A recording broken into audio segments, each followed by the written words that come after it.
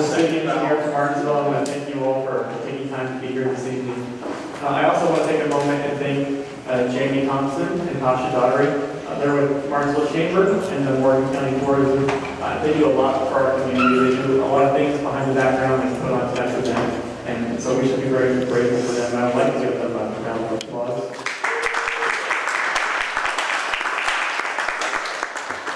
I also would like to thank Chip and Michelle Keller for letting us use the brick house tonight. And hopefully they're here, but thank you anyways. At this point in time, I think we all know I-69 is here and at our door. And the city thinks that this is a great opportunity. Not too dissimilar to how the interurban was transformative in Martinsville many years ago. We think that I-69 has the opportunity to be transformative today. But that doesn't come without growing things, and we're sure so many of you business owners and community members have questions and concerns. And tonight, that's going to be an opportunity for you to ask some of those questions and some of that being communicated of what this rollout starts to look like. We have Andy Dietrich from INDOT here, and I will bring him up in just a moment to let him start to share some of that information.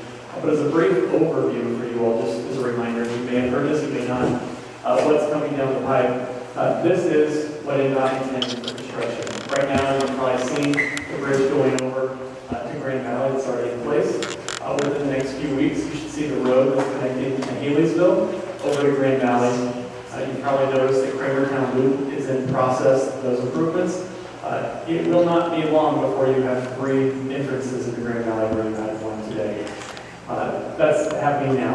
In 2020, you will see prep work along the 39 bypass, as well as some frontage roads to get ready for the closure, which will happen in 2021. And then after the closure in 2022, you'll see multiple improvements to some of our local roads that we expect wear and tear on. I will also go ahead and point out that we have some state grants to do improvement work on Ohio Street, all the way from Poston to Morgan, and from Ohio Street on south to the new bridge. And so those will be projects that the city needs the state money and federal money in order to improve those corridors as well. So with that brief overview, I will turn the floor over to Andy.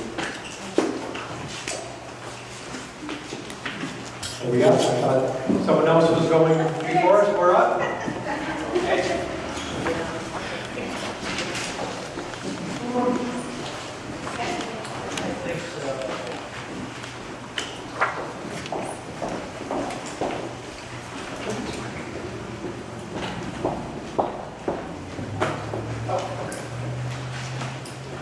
As a former member of the AV club at Michigan High School, I've been at just a few knobs, but I'm not authorized to do that. So testing 1, 2, 3, 4, 5. Check, check, check.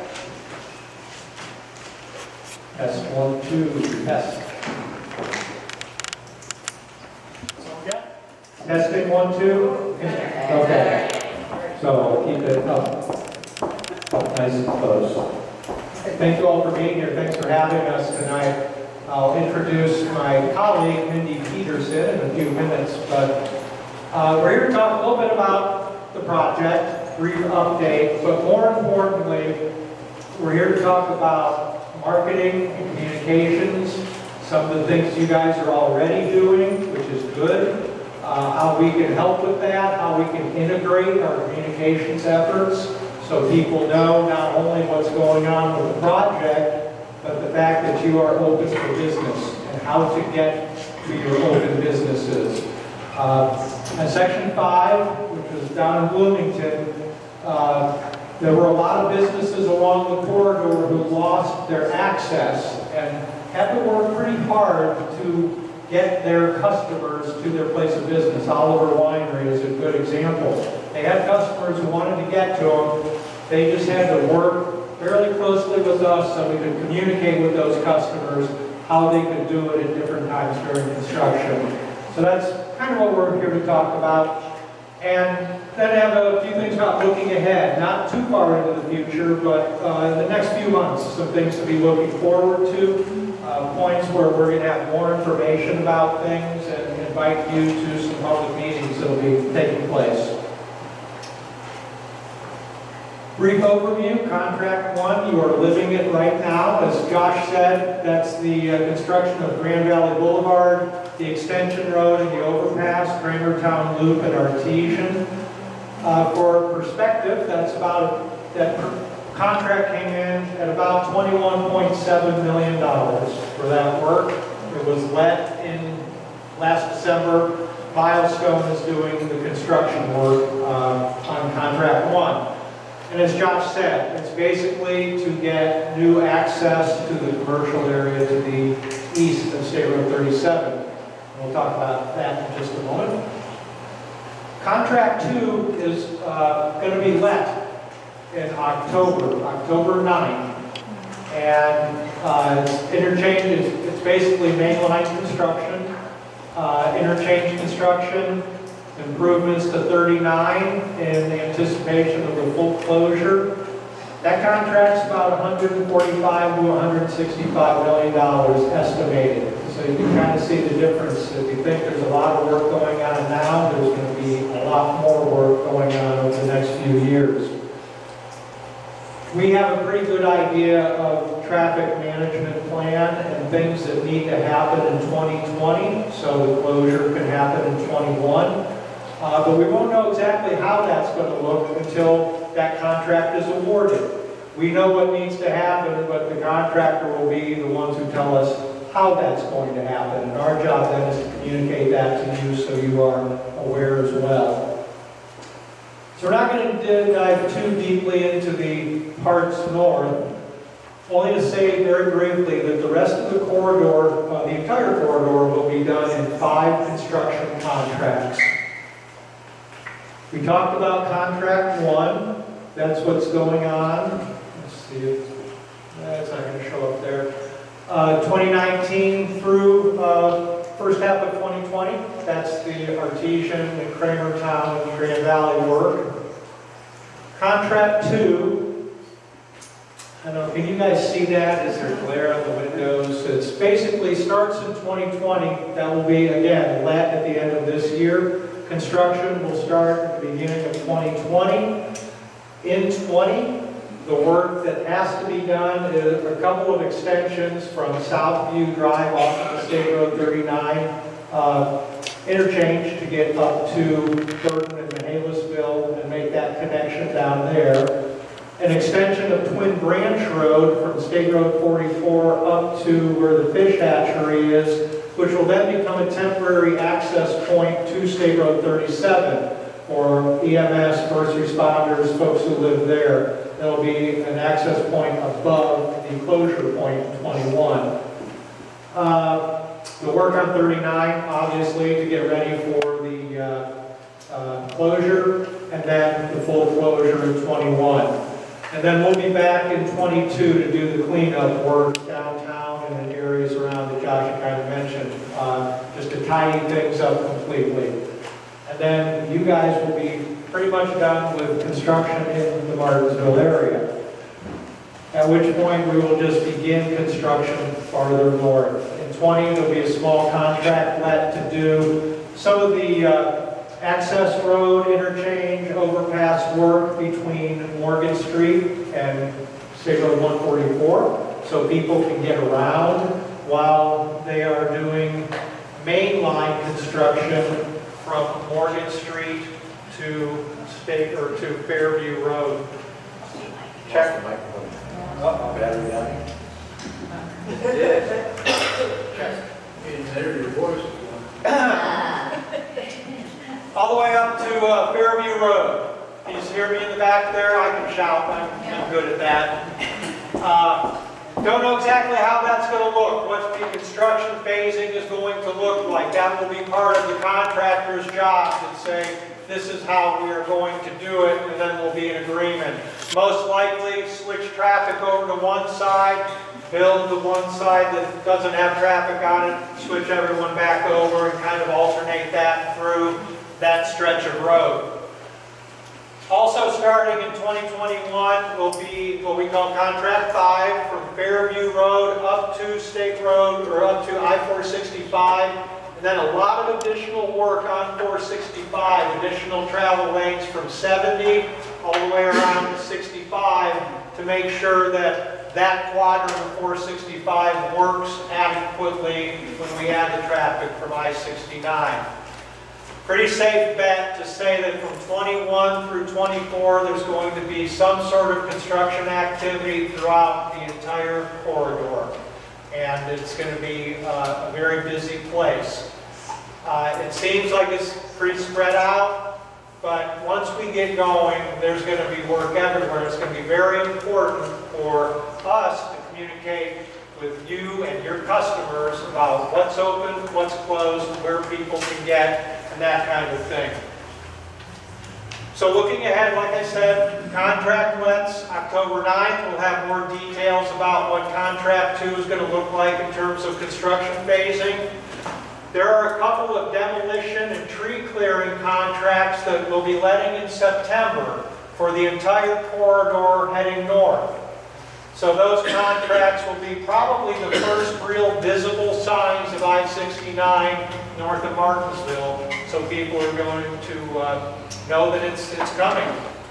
We'll continue with geotech. Thank you. Nice having your own road microphone.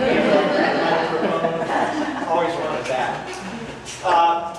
You've seen the drilling rigs up along 37, along 465. Those are the geotech surveys. They're taking soil borings. We've done more than 1,300 soil borings up and down the corridor. So we know what we're building on and what the conditions are. We're doing some archaeological work up by the river that you may see. Real estate acquisition is ongoing and advancing. We've got about, I think I would say right around 700 or fewer parcels that are either cleared or being cleared. Largest real estate transaction that INDOT's ever done for a project. Closer to home, the Kramertown Loop work should be opening in a couple of weeks. Can't put a date on it exactly, but when Kramertown opens, access from 37 to Grand Valley and Grand Valley to 37 will be temporarily eliminated. Actually, it will be eliminated forever. There will no longer be an access point at Grand Valley, which means that signal will shortly be disappearing, which is kind of a milestone. It's the first of the 14 signals between Burton Lane and Indianapolis to go. And when the overpass then is completed, that will become, again, the third entrance point into the commercial area, the Walmart area. Thank you. Testing, testing. Very nice. Thank you very much. And your name? John. Thank you. Appreciate the work. So 252 to Kramertown, down in the new back way, or from Mahalasville Road onto the new Artesian Avenue and up behind the Arby's coming in that way. 2 entrance points until the third is completed at the end of this year sometime. And again, we'll have more information about that. But we're not here to talk about the project necessarily. I'd like to talk about how you communicate a project, how you communicate through a project, and our guest speaker, Mindy Peterson with C2 Strategic, who's a member of our team as we move forward. But Mindy and her gang have done great work on some of the biggest projects INDOT has done, and continues to work with INDOT on some of the bigger projects we're doing down south. So I'm going to turn it over to Mindy to talk about some of the experiences she has had, and how she's going to help us get through this. All right, very good. And I'm glad to have the microphone, but I'm pretty loud too, so you may have just worked extra hard for no reason at this point. I'm going to tell you just a little bit, thank you so much, of where I'm coming from and why I think this is an outstanding idea for you guys to be here tonight. You are so far ahead of the game. When you have a major construction project like this, the messaging and the communications absolutely matters. The fact that you guys are thinking about it now, INDOT is absolutely thinking about it now, and we are thinking about it now, is going to make a big difference as we move forward. There's a lot of work coming over the next 4 years. There are a lot of similarities. Andy and I work together, as he said, on the Ohio River Bridges project. So we're going to go south a couple of hours and look to this example. You think, well, that's not exactly what we're dealing with here. There are a lot of parallels. That was a project that included, if you're not familiar, that was a $2.3 billion project. I worked on communications for the downtown crossing, which was half of that project. All of the work on Section 6 is about $1.5 billion. With the bridges project, we had, of course, the new I-65 Abraham Lincoln Bridge. We revamped the Kennedy Bridge. We had 50 miles of new roadway. We had 60 plus bridges and overpasses. You guys, with Section 6, have 26 miles of new interstate highway, 35 miles of local access roads, 35 existing bridges get work, and 39 new bridges. There are a lot of parallels here. So what I can tell you after working on that project, we had 200,000 plus drivers moving through that area each and every day during 3.5 years of construction. We all survived it. So we got there, we had a lot of messaging, we had a lot of outreach on the front side, and we continued that messaging throughout the 3.5 years. So I'm going to give you an idea of some of the tactics that worked really well for us, some of the things that we're already thinking about for here in Martinsville, and some of the things that I hope will make your life a little easier over the next few years. So what I want to say about this before we move on, because I think it sets the stage for what we're talking about here. When I talk about those 200,000 vehicles that were moving through Louisville and southern Indiana, we had to let them know what was happening with traffic. That was a very big part of our job. It was changing all of the time. So we actually put out updates. Twice a week, we put out traffic updates. Things were changing that often, and those updates went to businesses, they went to stakeholders, they went to elected officials, they went to drivers, they went to the news media. We were changing things enough that we needed to let people know, how do you get from point A to point B, and how do we absolutely let people know that downtown Louisville and downtown Jeffersonville are open for business. So that was one job. Let people know how to get around, let them know what to expect. The other part was telling the story of what's happening. When you see those piers rising out of the Ohio River, what's going on? What does that mean? What's happening? What are the men and women who are out there working on the deck of the Kennedy when they peel off that deck and you see all of the insides as you're driving across on the new Lincoln Bridge? What are they doing and what's happening and what's going on?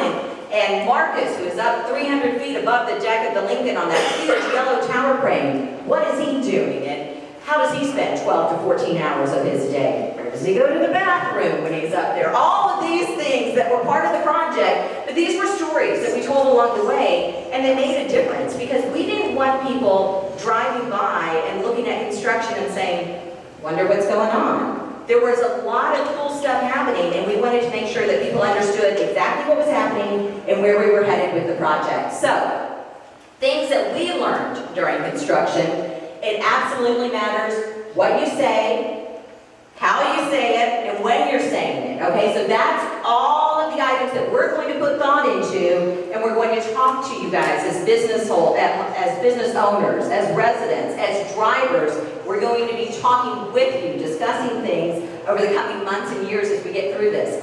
Our job is to make that information easy for you guys to access, easy for you to share, and easy to understand. We don't want it to be dense. We want to keep it simple. We want to make sure that people understand what they're seeing, what's happening, and how they need to get around. So we want to focus on that preparation. One of the things that we did with the Bridges project, we got to a point when we were about a year into construction. And this was on I-65, if you're familiar with the area. And we were getting ready to go from 3 lanes in each direction to 2 lanes. Sounds like you can manage it, but that was a 2-year closure. You're losing a third of capacity on each side of the interstate, each direction, north and south. That was a very big deal. So we started talking about that weeks in advance. We named it. We called it the big squeeze. We were squeezing traffic. We wanted to let people know there's been a lot of work. This is different. This one is going to take some planning in advance. This is going to be thinking about when you leave the house, thinking about whether you carpool, thinking about whether you can flex it all, whether you can come in a little bit later in the morning. leave a little later in the evening or reverse that and do a little earlier. So these were all things that we talked about early, often, and frequent, and you know what? It came and went, and then all of a sudden people looked around and said, it's not that bad, because they were ready and they knew that it was coming. So, that preparation does pay off. This is a very big part of what we do. We don't want anybody to be surprised. We have to be transparent. You guys are getting ready to live through a lot of construction and a lot of changes. We're going to be there with you for this journey and make sure that you know what's going to happen before it's in the middle of it, and then you're looking around and saying, what do we do? How do we get around? What's going on? These are all conversations that are going to happen in advance. Information's going to be shared. You're going to know what's happening, and you're going to know how to get around. And we're going to make sure that we're giving that information to you in a way that works for you and your customers. So this is part of the dialogue that is beginning now. The other thing we want to do is be very realistic in setting expectations, not only for you as business owners, but for members of the driving public. We always want to make sure that they know exactly where we are in the process. If we hit a snag, and unfortunately there are snags in construction, it's the way of the world, we're going to communicate those out. We're going to own those, and we're going to let people know exactly where we are in the process and what to expect. We're going to share those updates frequently, and you're going to get tired of hearing from us because we are going to repeat, because I have said, if you say something 100 times, I promise you there is somebody who has still not heard it, they still have not heard it correctly, or they don't know exactly what you're talking about, so we're going to say it 101, and we're going to keep repeating that information. Some of the information is going to be much more important as we go along, right? So that big stuff, the high-level information, we're going to make sure that we share that out just as often as we need to. So when we were talking about construction on the Bridges project, when we worked on other projects with Andy and the INDOT team, there are a lot of tools in the toolbox. We're going to use them all on this one. This is a big one, so there are a lot of things that we're going to do. The direct outreach. We did scores of presentations with local groups, with businesses, with stakeholders, people who needed this information. We want to do that direct outreach. Earned media, what does that mean? Earned media means the fine folks who work in television, radio, print, newspaper, they care about this project. This is a major project for the state of Indiana, and this is the last piece here, with the exception of the bridge that we hope to get built one day between Evansville and Anderson. But Section 6 is a very big deal. I-69 is a transformative piece of infrastructure for the state of Indiana. So this is a story that we absolutely want to tell. Social media. If you follow I-69 Section 6 on Twitter or Facebook today, you know that there are updates that go out. They have good followings. A lot of people follow those. Stay tuned. There are some changes coming on that front. So you're going to see some changes. It's going to look a little different. We're going to be sharing a little more content possibly, or it's going to have a little different look. So it's just some changes that are coming, but all are designed to give you information in a way that you can share it. We want you to share it. When we have posts and updates and we see that people are sharing it, that only helps us. So if you don't follow those channels today, follow those, and over the next couple of months, watch for some changes on that end, and you're going to have a little bit different look and feel coming along with that, but watch for that. E-blasts, you're going to be able to sign up for those e-blasts, the text alerts as well. We're not going to inundate you with information, but the big stuff we're going to make sure that you get. If you need somebody to come to your group and speak about this project, we're absolutely going to have those opportunities. We'll probably have surveys as well. Some will go to drivers, some will go to business owners, some will be fed out on social media, some will go out directly, some will be postcards, some will shoot you to the website and send you in that direction. Some will be surveys that we have at public meetings and open houses. So we really want that feedback. Okay, so it says Lieutenant Governor up there, if you can see the hard hat there. We're getting ready to reopen the Kennedy Bridge, and that's still when it was Lieutenant Governor Holcomb, and he joined us there. When you are talking about a major construction project, it's very important that you celebrate the milestones. There are going to be a lot of positive things that are going to be happening over the next 4 years, and we want to make sure that we celebrate the moments when work is complete on one section, when all of a sudden the road that was closed now is a road that you're able to drive down, when there is a safe way to cross the road and get to the high school, a way that makes more sense. We want to make sure that we celebrate and that we mark those milestones. One of the things that we really wanted to do with the Bridges project, because this was an ongoing project, we wanted people to not only understand what was going on, but to get a sense of some of the people who were a part of it. So we found engineers who were on the job daily, men and women who were out there working, and we went out and we talked to them. Some of the project leaders, some of the elected officials, they were our storytellers. They all had good information to share, but we really made a point of introducing the public, and they really felt a sense of ownership with this project, and they felt like they were part of it. We would have people, granted, it's a little bit different setting, but we were in the heart of downtown Louisville building this bridge. It was not uncommon at all to go down to Waterfront Park and see people having their lunch hour and watching people build this project, watching the construction underway. They really felt as if they were a part of what was going on.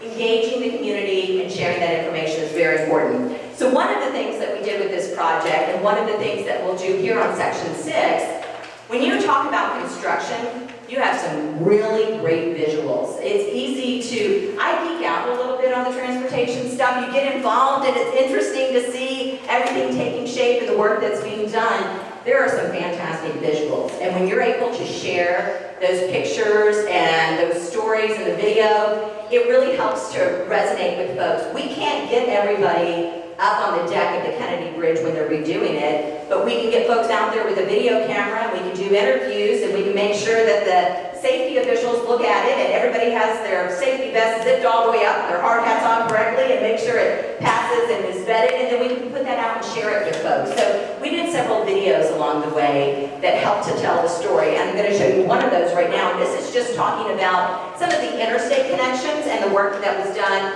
not so much on the bridges in Louisville, but on the interstate itself. Oh, I jumped ahead too soon. We're going to get to the video. First, these are a few things that we shared on social media. Anytime that you see us talking about construction updates, pictures, of course, as I said, really resonate. People want to see what is happening with the project. When people are able to share that information, that's fantastic. And it's a cycle. It's not all going to be related around closures. We don't want it all to be related around closures. We want to tell you what's happening as well. I really jumped ahead. My video wasn't for two more. That's why I should look at my notes instead of keeping them closed. This one is telling folks a ramp was opening after a 10-month closure. And I think that you see the very first comment there, Ashley said, I could cry. She was glad to have that ramp back open. And we know it matters to people. When there are closures that affect their lives and their daily commute, when we can tell them the end is in sight, and we're getting close, and we can tell them that the work is complete, it really makes a difference. Okay, I think I'm to the video now. Here we go. Not everybody gets to do a $860 million job, 40 bridges, cable stay bridge, 20 on the Indiana side. That just doesn't happen in everybody's career. You know, people came from all over the nation to be a part of this project. There's so much going on, so many different bridges, so many different roadways, that it's too much to take in all at one time. So we built it in pieces and it's all coming together. We changed the landscape of both downtown Louisville and southern Indiana. We put a new bridge across the river. And I think at the end we're going to make an impact on the community. It's not just concrete and steel. One of my favorite things that we're accomplishing with this project is we're removing dangerous situations. We're adding lanes to help give more room so it should flow better, and at the same time we're reducing conflict points. We've tried to take away the merges and put them on the collector distributors. So we're making the merging into interstate traffic and out of interstate traffic much safer. As people leave Indiana or they leave Kentucky, will have better free flow and more area to drive. They can go a little quicker. There's a lot more ways, a lot more lanes to go on there now. Well, with a lot of new ramps, all that is going to be open now. They can be allowed more access. To be part of this and see what it went from to what it's going to is fascinating to me. Things should be a lot safer, things should flow a lot better, and I think overall people should enjoy the ride through Spaghetti Junction instead of Gregory. Okay, so that was probably 1.5, 2 minutes, something like that. but there was a point and purpose there, and the point and purpose was you saw a lot of orange barrels, right, in the video, you saw this, but you also got an understanding, okay, I get it, I'm gonna get more lanes soon, I understand what they're working on, it's gonna be a safer drive, they're taking that cross, when I'm crossing traffic to get on this exit, I'm not going to have to do that anymore. So these were just some of the things we did to help explain the stories along the way. We did a lot of videos focused on the bridges because those are kind of the sexy part, those are fun, those are interesting. But the interstate story was really important. That actually was the most complex portion of this project, was that interstate work as well. And we did some of the people profiling too. As I talked about, Marcus was the gentleman, a tower crane, I'm sure you're familiar, it's really high. It is about 300 feet above the deck is what it was. And I climbed up there to talk to him because I had more people ask me about that tower crane when it was up there than probably anything else. And so I went up there and I chatted with him, and it was so interesting because he told me, he goes, I look down over this project every day, and he goes, you know what I do? He goes, I pray for the safety of the men and women who are working on this project. And so when he tells you that, and we have a video and him talking about how he spends his 12 hours and his wife packs his lunch, and he actually has a microwave up there, and he has that empty Tide bottle for the needs that we talked about earlier. I mean, those are things that it tells not only a story, but it introduces some of the players here. So I have one more video, if you don't mind. It's also short, it's about a minute and a half or two. And the point to this one is that when you have this major of a project, it really is cause for celebration. So we had an event when we were getting ready to open the Lincoln Bridge. It was the first new bridge in more than 50 years over the Ohio River. It was opening a year before the project was complete. But we said, that's our moment, that's what we have to land on, that's the big one. And so we said, what do we do to celebrate with the public, because the public is put up with a lot during construction. And we said, we've got to get them out there. They really feel a sense of ownership. So we said, we're going to walk the bridge. And at first, when we talked about it with the contractor, they're like, oh no, you're not going to do that. We're going to put live traffic on it soon, and the Kentucky side is closed, and they have to get on from the Indiana side. And we're like, okay, so they walk on it from the Indiana side. We can make that work. So it took a lot of planning. Something as simple as walking the bridge takes a tremendous amount of effort and planning from a whole lot of people.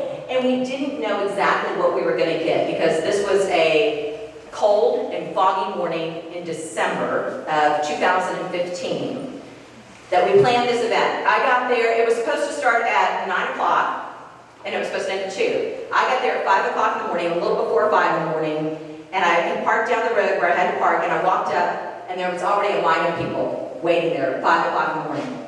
I talked to the first guy in line, and I said, when did you get here? He goes, I got here last night. And I'm like, okay. And so I called my boss, and I'm like, yeah, this is going to be a little bigger than we thought. And we wound up with 50,000 people out that day. We had young, we had old, we had marriage proposals, we had a wedding, we had lots of Lincoln impersonators. And it was just this tremendous sense of, I have been a part of this journey for construction. This bridge, I get it. I want to be here when it opens. And the other thing we had was the appreciation for the people who helped build it.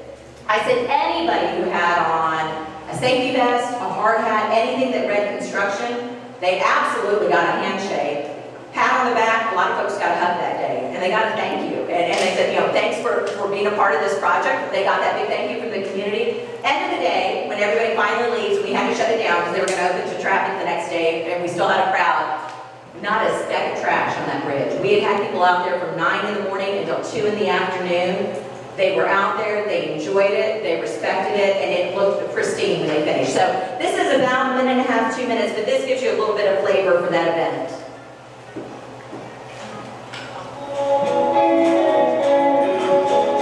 Today we open a new magnificent bridge. It's the first new crossing at the Falls of the Ohio in 52 years. Today, once again, we see physical proof of what you can do when you act not as dividers, but as bridge builders. We'll never be able to do this again. So that's why I want just to walk in. And so my children and my great-grandchildren, all they can see, their great-granddaddy walked on the bridge. It was just important to make history, and she didn't quite understand it, but now that we're here, she likes it, and we had a good time. For me, it'll be kind of memorable. My son Ryder's is 42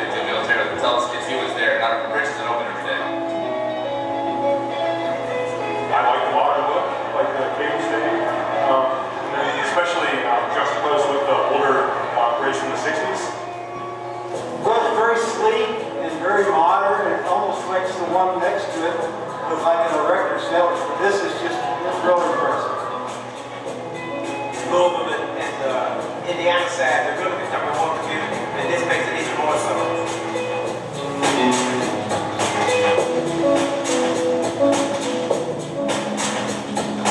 So that was the big event, and you can't always have the big major events, but that's just telling you that people really felt a part of this project. And that's part of what we want to do here is tell that story, share the successes, make sure that people have the information that they need. I only have a couple more slides here, and I'm going to hand it back to Andy, but this is what we want to make sure that we tell people loud and clear over the next 4 years, 3 years of construction really here. Martinsville is absolutely open for business during construction.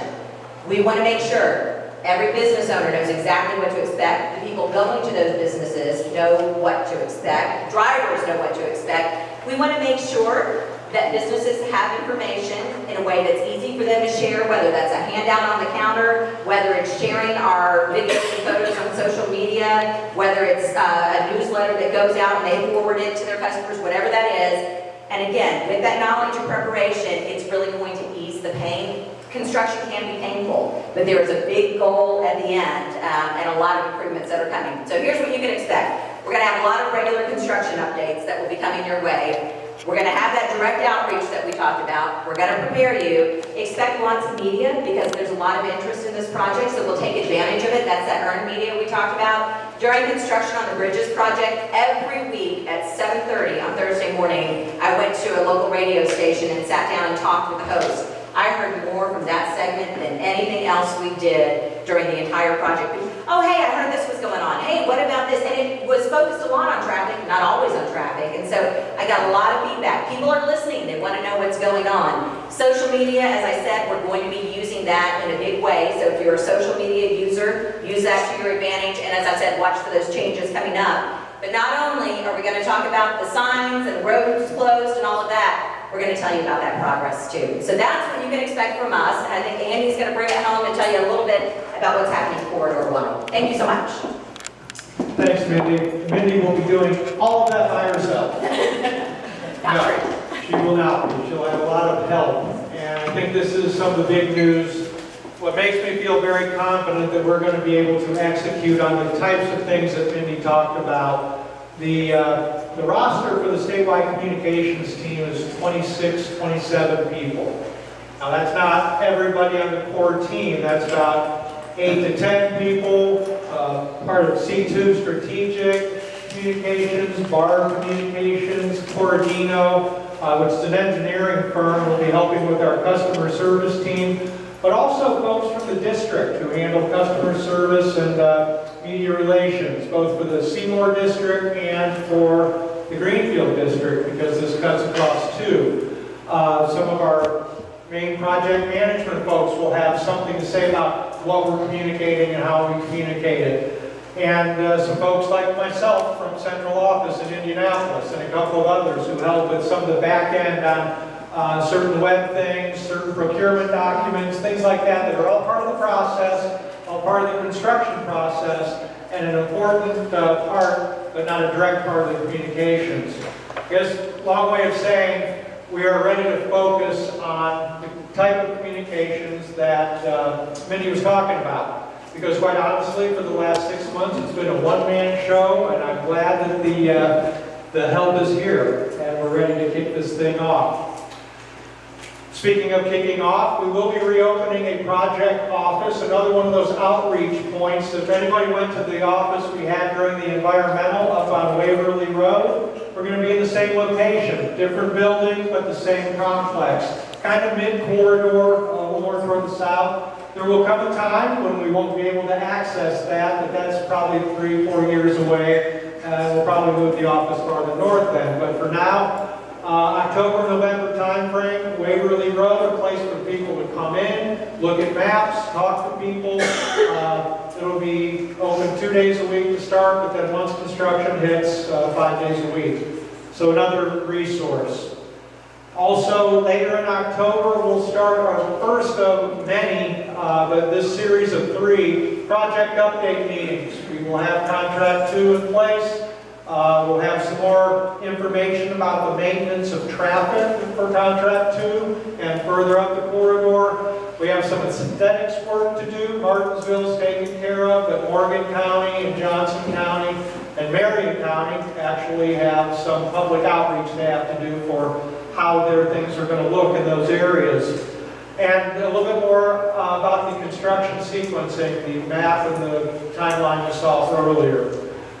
But for now, until we get everything up and running and the office open, I just want to remind you that INDOT for you is the quickest and easiest way to get information about the project. Specifically, specific questions or in general, and that's INDOT for you, or 855 INDOT for you. There's the phone number, it's www.indot4u.com.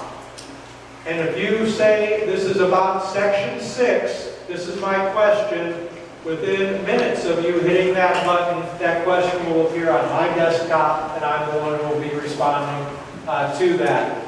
So use it, because when you use this, they create a ticket. That ticket does not get lost or closed until you, the customer, are satisfied with the response you've gotten. No more getting lost in the shuffle, or my dog ate it, or whatever. Go through INDOT for you, and it's going to be resolved to your satisfaction. With that, we will be around for a little bit if you have any other questions about the project or what we plan on doing. I appreciate you being here. I appreciate the opportunity to talk about what we hope to be accomplishing, and I will turn it over. You the closer Thank you here. very much. I think there's one more applicant, so be sure. Okay. Okay.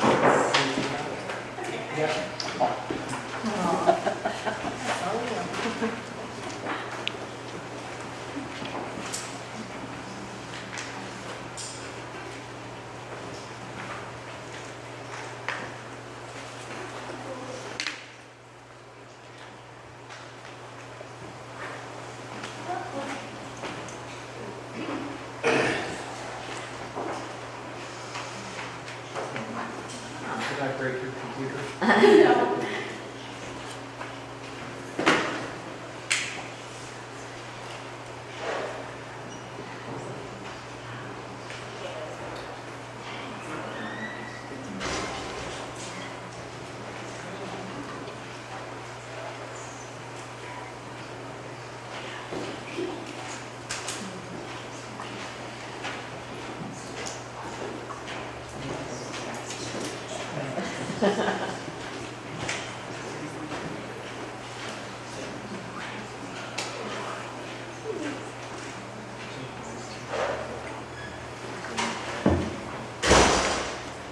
Okay, so while we're waiting for that to come up, we want to thank Andy and Mindy for coming down and talking to us about the project in general and what it encompasses and what the timeline is and how they're going to get information to you guys as businesses and the public about the project.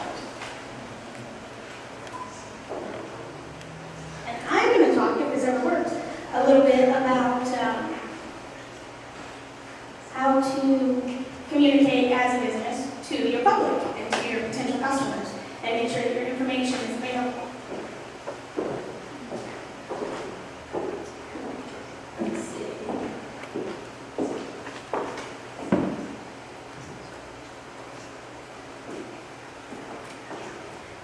Apparently my computer just doesn't want to touch the internet. But we'll try again.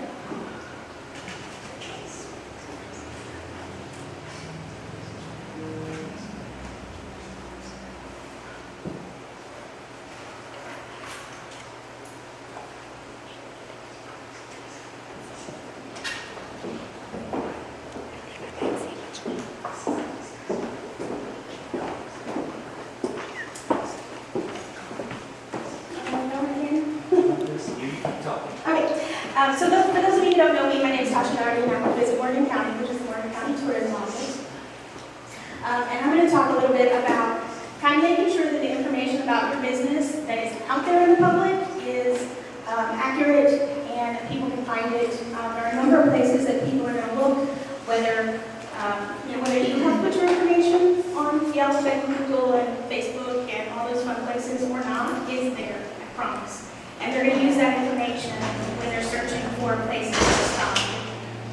Local folks are going to look up your hours online. people driving down the highway that have never been to Martinsville before. It's over here. It's Event 2019. They're going to be searching on their mobile device, and they're going to be searching. They're not going to be searching for the Martinsville Candy Kitchen because they don't know it's here. They're going to be searching for ice cream near me, open now, good for kids. So you got to make sure that your business information is correct and accurate, and it's going to pop up when that search goes through.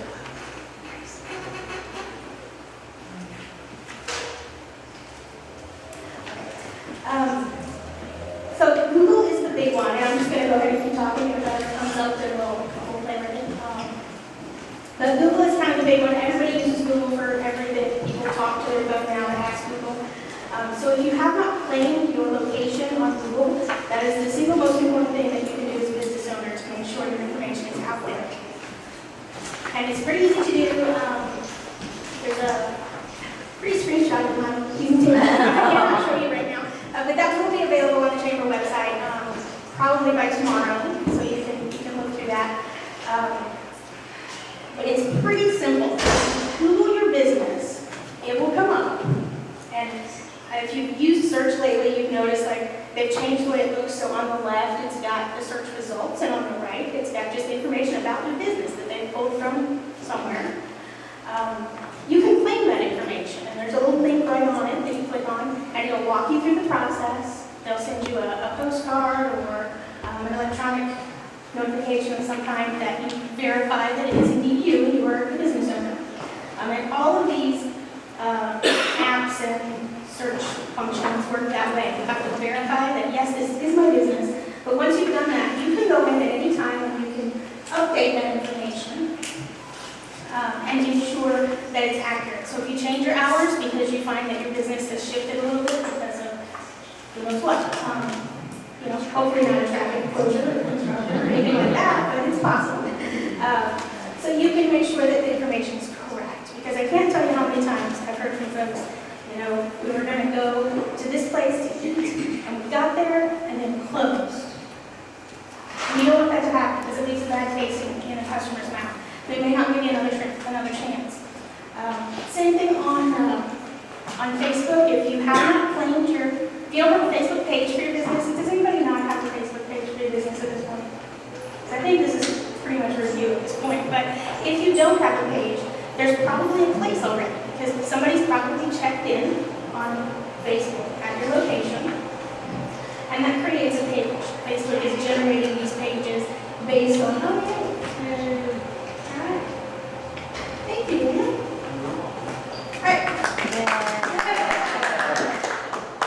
Let's see, how far have I already talked?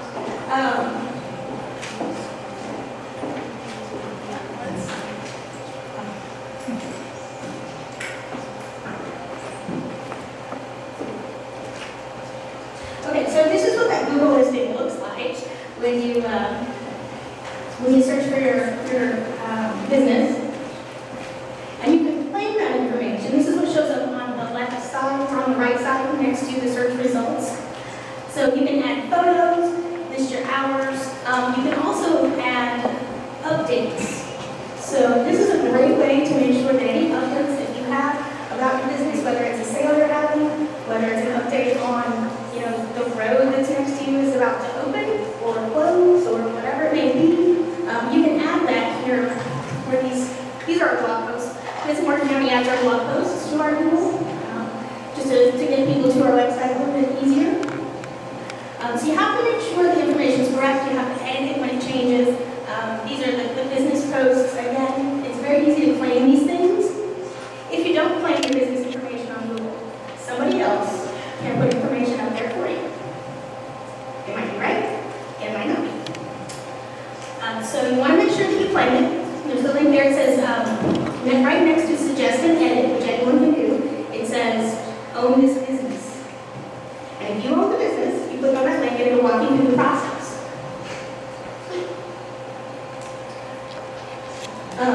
Facebook Places is very similar, like I said, on Facebook. If you already have a page, check to make sure that you've merged it and you don't have another page out there that's a place page.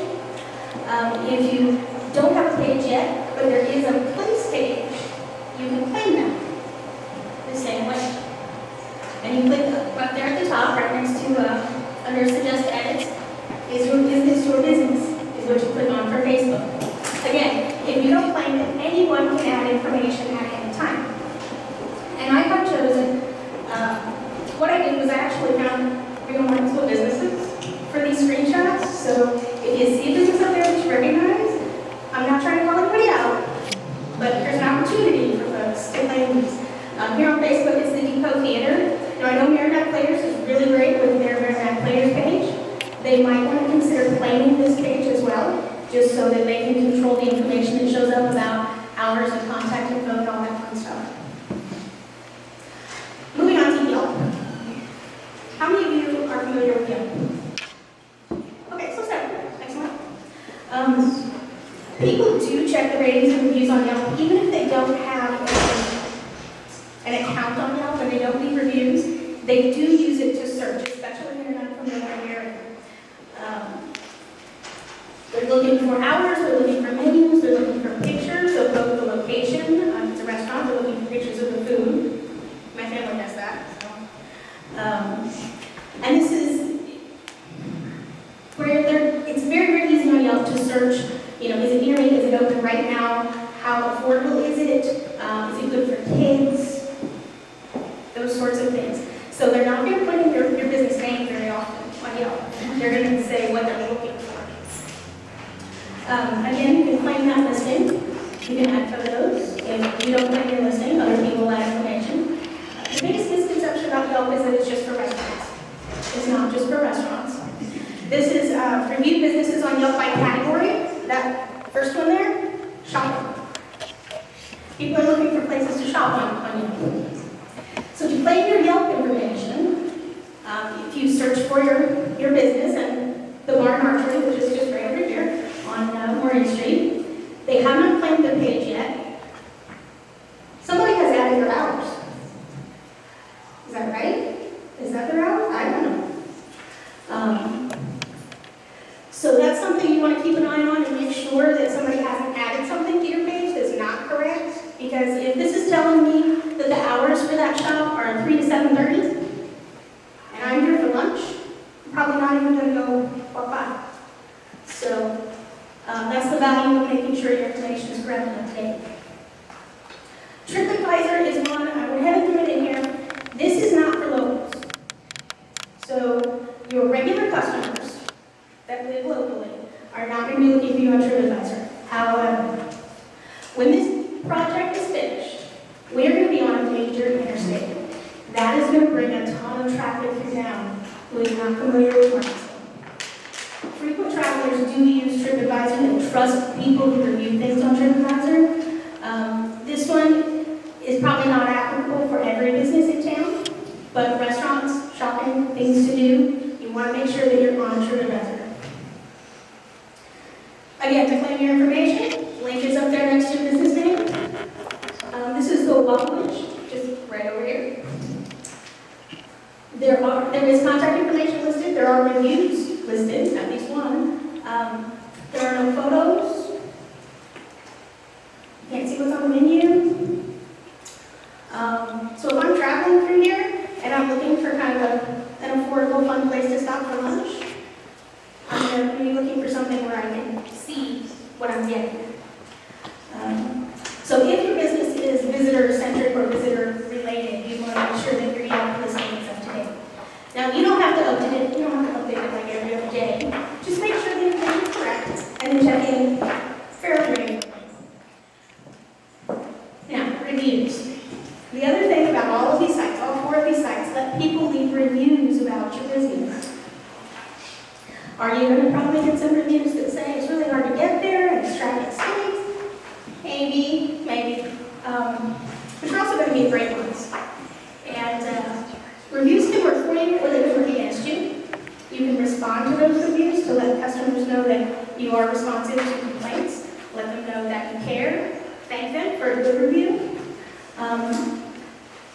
The most important thing to remember from reviews, in my opinion, is to stay positive on the review and don't feed the trolls. There are people who leave bad reviews on purpose because Don't feed those people. I'm sorry you have this experience. Email me at this address so that we can talk about it offline and make it right. What that does, and believe me, sometimes you have to kind of walk away from your computer for a while before you come back and leave that response, because that's not what you want to say. However, if you respond nicely to these trolls, it's not about the troll. It's not for the troll.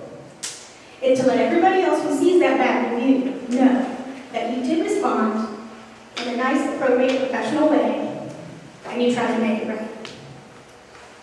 That can help mitigate the bad review. It can also just help other people to realize that well, maybe it wasn't really that bad. They didn't try, so we'll give them a shot.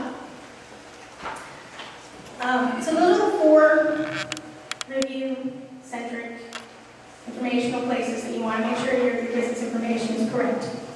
I'm going to talk really quickly about just 4 successful marketing strategies you can use to survive in construction and beyond. These are things that you should be thinking about when it comes to marketing your business. You want to employ co-opetition. Co-opetition is what it's called when you cooperate with your competition. So yeah, a lot of businesses in town, they are competitors with one another, but we'd rather have folks spend their money here in Martinsville than somewhere else. So you're kind of in it together too. Nearby and similar businesses can work together to create more reasons for people to grade the traffic. So geographically that works. If the folks in Grand Valley all come together, give folks a reason to grade that traffic on a particular weekend. Use common themes to do this. At this point here downtown, we have a kids bookstore, we have a kids clothing store, we have some kid-friendly food and ice cream down the street. That could be a great reason for people to get off the highway and check out downtown. Holiday, event-themed things, all those things, there are reasons for people to get out and shop, but there has to be critical mass there in order to pull people when they know they're going to have to deal with the traffic. Use those profiles you just created on those 4 platforms. If you don't tell your customers why they should come out and shop with you or dine with you, well, why should they? They don't know. You have to tell them why. What's going on, what's new, what's behind the scenes, highlight seasonal things, reward your repeat customers. Yeah, this is a fun one. You can use, there's a website, nationaldays.com. It'll tell you when National Chocolate Chip Cookie Day is. It'll tell you when National Ice Cream Day is. It'll tell you when National Cake Walk Day is. There's something there for just about every business to capitalize on. Play off a theme to face challenges head on. A great example of this is the Traffic Cone Blues flavor at Candy Kitchen. We posted about that today. Getting a lot of good response to that on our Facebook page right now. Don't post complaints. Don't be whiny about it. Stay positive, but you can play with it a little bit. Everybody can commiserate about traffic and construction and tours and all that fun stuff.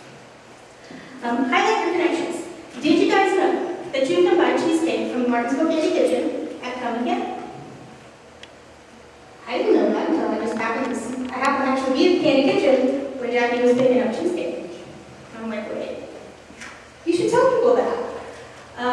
21 North has an appetizer that features Hunter's Honey Farm honeycomb. These are ways that our local businesses can help promote one another and capitalize on that. As featured signage, put a sign in the window. If you've got something that you've been featured as, or you've got an accolade that you can promote. Need the Dough Bakery. They have the best East donuts in Central Indiana. That's according to the voters at this year's Indie Donut Day. Fables and Fairy Tales has been featured nationally by both American booksellers on their Instagram account and by Usborne Books. These are things to brag about. So there are lots of reasons, lots of things you can be putting out there to get people to talk more about your business and to get them in the door.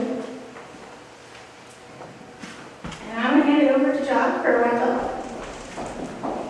And then I think we'll have a little bit of time for questions. Just for the record, the sound system is not mine, I'm just helping, so if it's going out while I'm here, I'm just going to sit down and start chatting. Y'all are here for a reason. You're here for either you're excited about the growth, you're concerned, or maybe you're just nosy. And we can tell the ones that are just nosy and the ones that are here, that's okay, because we're all here to learn. And ultimately, you have a choice when we're dealing with construction. anything that changes our environment, we have a choice to either survive or thrive during that difference. That choice is ours. Now, as we approach the changes that are coming, they're coming. And that's part of life. Change is part of life. And it can be good. It can be great. We can come out with this, with a much more healthy business. A lot of it is our attitude and our choice in what we decide to do with the things, some of the tools that we've been given today. No one accidentally climbed a mountain. If you're going to improve through the changes, you're going to have to be willing to change. You're going to have to take effort to make that happen. And there's a couple ways that you can do that. You can, these are great tools, but there's also other ways that you can improve yourself in making your business better because you're making yourself better. I'm a business coach. I work with businesses of all sizes, of all genres, and my job is to, as a coach, the word coach, initiated or originated back in the 1500s when there was a product that would carry someone of value from where they were to where they wanted to be. That's still what I do. I'm able to work side by side with a business owner to create a vision of where they want to go. And if that vision is just simply, let's get through the next 2 years and then we'll change visions, that's fine. But it's my job to help you create that vision, establish where you are today, and then create a map to get you from where you are today to where you want to be. I'm going to walk alongside you and nudge you if I need to and say, hey, you're off track a little bit. And there may be times that you've given me permission to do this, but I'll grab you by the shoulders and shake you and say, hey, wake up, you're asleep at the wheel. But at the end of the day, everything about whether we survive or we thrive is our choice. If there's an opportunity that I can, the Chamber and I are working together to offer some complimentary coaching sessions. It's not a problem. Get with me while we're here this evening. We can schedule those, sit down and see in just 45 minutes. It's not a great deal of time to figure out what your vision is. We can get you some tools. We can get you some pieces and parts to start to create that map. Whatever happens from there, there's no obligation. I want to help. It is my desire to see the local businesses survive. I'm a local business owner myself. Have been my entire life. My family business is economy heating and air conditioning. We were able to grow that from a 4-man operation, my father, my older brother, and I, to now there's 25 employees, 12 trucks running around the county. That's done by choice. It's not done by accident. You don't just fall into that kind of growth. There's family business dynamics that happen within there. Many of you, I'm sure, deal with some of those same issues. All of those things are possible to again, not just have to survive, not just have to tolerate, not just have to put up with, but you can genuinely thrive and be successful by the choices that you make. Now, those choices are up to you. What are you going to do with them? Are you going to be able to look back a year from now and go, hey, those choices that I made that night or that week are what created the success we have now? Or are you going to be a year from now struggling and wondering why? What are you going to do with your choice? I know many of you have questions. We're going to get right into that now. So if there's any of you that have questions, I'm just going to pass the mic back and forth to whoever might be appropriate to answer that question. If you have questions for any of the people that were here already, or even for me, fire away. Everybody else. I think our biggest concern at the furniture store is after somebody gets in, how are they going to get out? When they close 37, everybody coming north is going to be coming straight towards us. How are they going to turn left to get back into town because there's going to be so much traffic? That's our big concern. Someone appropriate for that? After we get them there, how do we get them out without them getting stuck in there? We can work with Jamie and the Chamber folks on this. Businesses are a very special customer and stakeholder group to us. As Mindy mentioned, part of this has to do with making sure people can get to you and then get away from you. What I didn't mention here, and I'll work with the Chamber, we would be more than happy as a project team to sit with any business that has questions about what this may look like, how this is going to impact us, especially if it's logistics or customer traffic coming and going. We met with the RAMC. They have some very unique needs of people coming and going. Some of the other folks who have a lot of trucks coming and going during the day.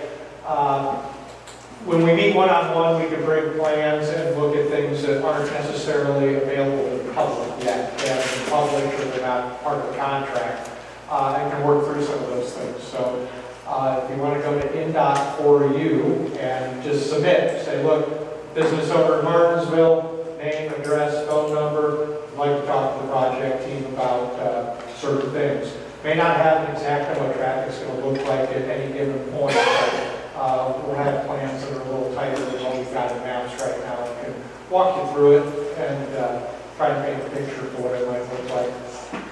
I probably don't answer your question, but yeah, I'm not exactly sure where you're located. I don't know what the MOT is going to look like at that point. So, where are you located? On 39, right where all the traffic's coming in off of 37 now, right? Morton Avenue. Morton Avenue. Okay. It's hard for our people to turn left and that. Have to take a look at the 39 plans. There's going to be a signal down there someplace. I'm not sure if it's important They or not. run them from 1 o'clock on past our school today. Couldn't get out.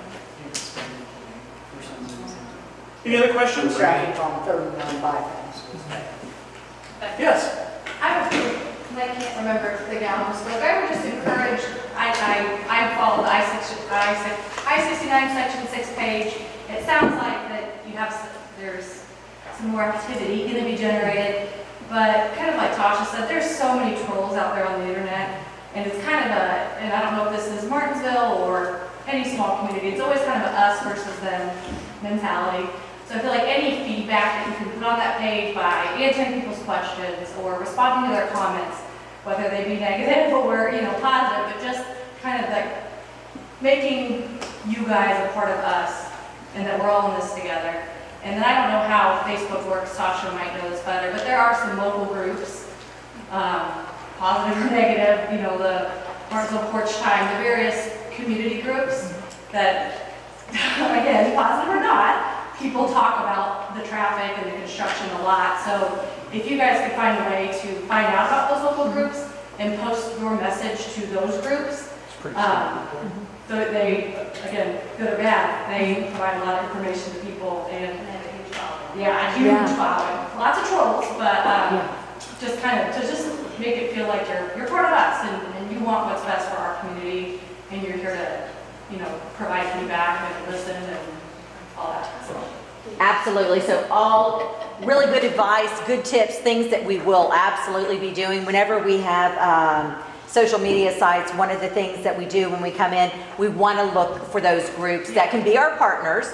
And they may be people who are reluctant partners to begin with, or maybe we're not exactly on the same page, but we have to recognize the fact that they do have people who follow them and they are sharing information, so we want to make sure that they're sharing the correct information. And one thing that we want to do too is strike the balance between if somebody is just upset and if they're sharing a comment, there's probably a point where we don't respond to everything, but if somebody has a question, absolutely they deserve an answer. If somebody is upset about something and if we need to say, this didn't go exactly the way it should, and here's what we learned from this, and here's what's happening moving forward, those are the things they want to do. I actually assist with social media for Riverlink tolling. So if you want to imagine some of the comments that are not so nice on a social media site when you talk about tolling, we have a lot of experience on that front. And then there will be, of course, what you would expect with the terms of use and some of the automatic filters, because some things don't belong there. The profanity and the things that would automatically keep that. But we want to keep this a very open dialogue. We're not going to hide comments because the comments are not positive. If a comment's not there, it's because they're terms of use and profanity or something along that. But all very good points you raised, without a doubt. Any other questions? Mindy, this is probably for you and your team. I know you said you put out information a couple of times a week with updates or as needed when to celebrate milestones, but can we anticipate that we'll know that, do you know yet, by Monday at noon, there'll always be an update? We will have a schedule. We don't know what that is yet, but that is absolutely information that I can share with Jamie and her team as we get into construction. So, for example, it was always Tuesdays and Fridays with the Bridges project. So we would have regularity, and we even are talking about some things are still ideas, but I think it's okay. You know they're still preliminary, but we're talking about maybe doing just a 20-second weekly social media pop. Here are the top 3 things you need to know, and just a 15, 20-second boom, boom, boom. If you're driving in around Martinsville, here are the top things you need to know this week, and that would likely go up on a Monday morning. But we want to find that continuity there so people know, oh, it's Monday, what do I need to know this week? I'm going to go and check out and see what's there for me. The work we're doing with the traffic management plan with first responders, EMS, and those folks in the last month and a half, 2 months, most of them said they really appreciated getting what we did on Section 5, which was every Friday, a next week look at what is anticipated. They got it in a lot more depth than we did for the public, so that'll definitely be one of our anchors, and we'll roll that in because that's what they want to see.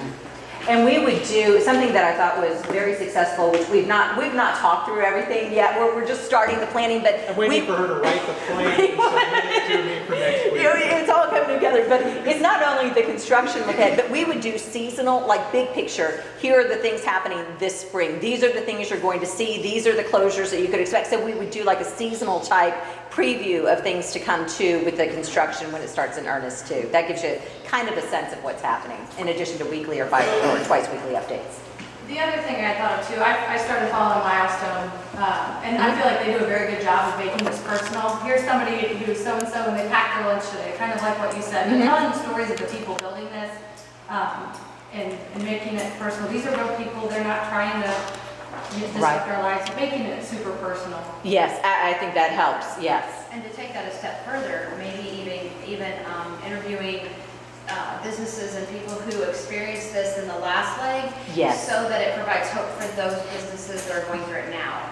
I think, there's nothing more powerful than testimonials from people that have experienced this, because, I know as a business owner and as a homeowner, I'm being affected on both ends, and so people are like, oh my gosh, are you just so angry? I said, absolutely not. It's going to be troublesome. It's going to be cumbersome. But anything worthy, having, that's life, and we can't just sit here as dinosaurs and not expect change. So I think it would be fun if on that I-69 Facebook page and some of these other resources, if you had testimonies from landowners and businesses who already braced the story. If I might suggest, the next chamber meeting should be held at Oliver Winery. We'll all go down.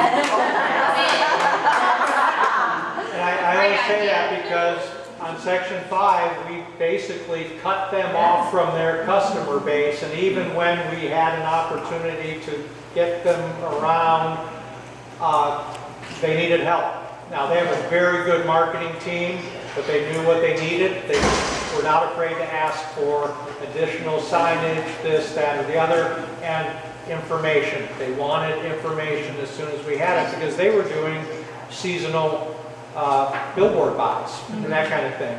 So that might be, we'll have to talk to their folks and see if they're even small businesses, so it's more real we don't have anyone that substantial in our community, so maybe smaller businesses, as you said, they have a phenomenal marketing team, and so that's not really compared apples to apples for most of Martinsville, but testimonials are very. I love testimonials. I have a stack of business cards with me. Come before you leave and let me give you one, or anybody else who's interested, because we'll be looking for those stories. We already talked about it with the project manager for INDOT, and when we were sharing some of the videos, she's like, we need to talk to the businesses. I said, absolutely we need. So the wheels are already turning. So I think anything that you can do to let us know, what are you doing now, what has worked, what are the things you're looking for. And we had, one of the excerpts I was going to play, and I told Andy, things disappear over 3 years. But I had Wendy Danchester, I don't know if anybody knows, she's the head of the chamber there of One Southern Indiana, who at the end of the project said, we survived, we made it, and it wasn't that bad. And we had a business owner who owns a bakery down there, Adrian's, which is fantastic if you ever get to Jeffersonville, who said,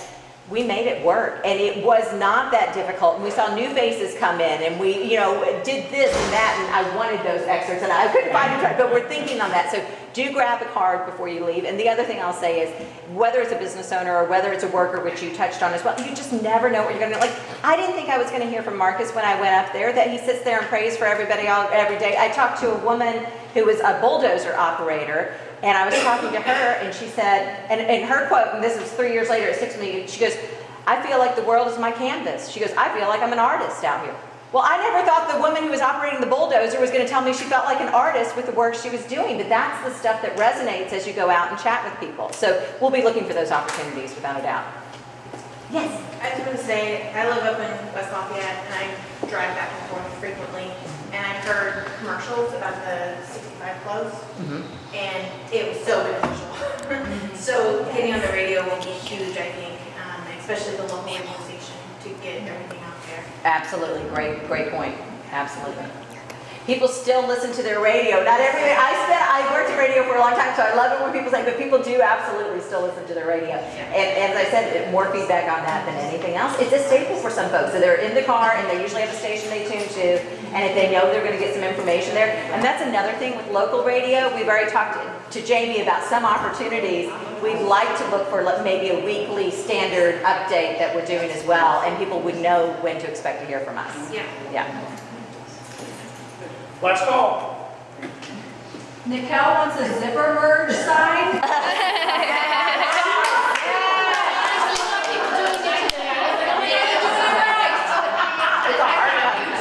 Downloaded the zipper merge video. You won't believe the people that responded. They're like, oh, I was one of them years ago driving home to Lincoln. Like, people are like, wow, I didn't really know what it meant. Can't they put a big sign up that shows it's every other car? Right. You just realize like this community has never experienced that. Yeah. So they might not travel in other big cities. We got our somehow. first question about the zipper merge in Martinsville. The traffic engineer who implemented it in Section 5 responded and said, the Martinsville restriction is not an appropriate application for a zipper merge because of the signal that's in the middle, the length and duration of the restriction. We have to take their engineering analysis into account.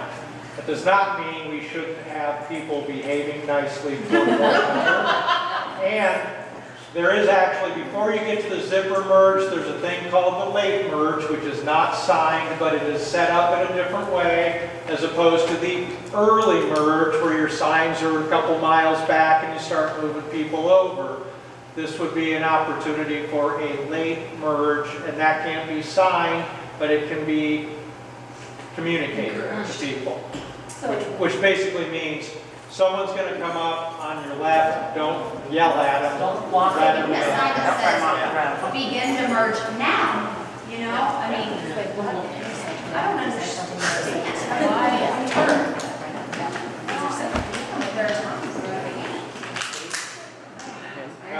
Am I good? All right, so some of you know me, a lot of you don't. I'm Annabelle Cleary. I am with the Martinsville High School Rewind program, and for those of you who don't know, our program has actually won Broadcasting School of the Year 8 years, but not a lot of people know that. Thank you. So we are actually using some of the footage from this meeting into one of our newscasts, and our newscasts get put on YouTube, they're shared on Facebook, on all over social media. So I was wondering if there are any business owners that would be willing to allow me to interview them and get their ideas on the construction in I-69, and we can do that afterwards or whatever. But yeah, that's it. All right. The chamber is dedicated to the success of the local business. That's their job. That's what they do. They want the businesses to be successful.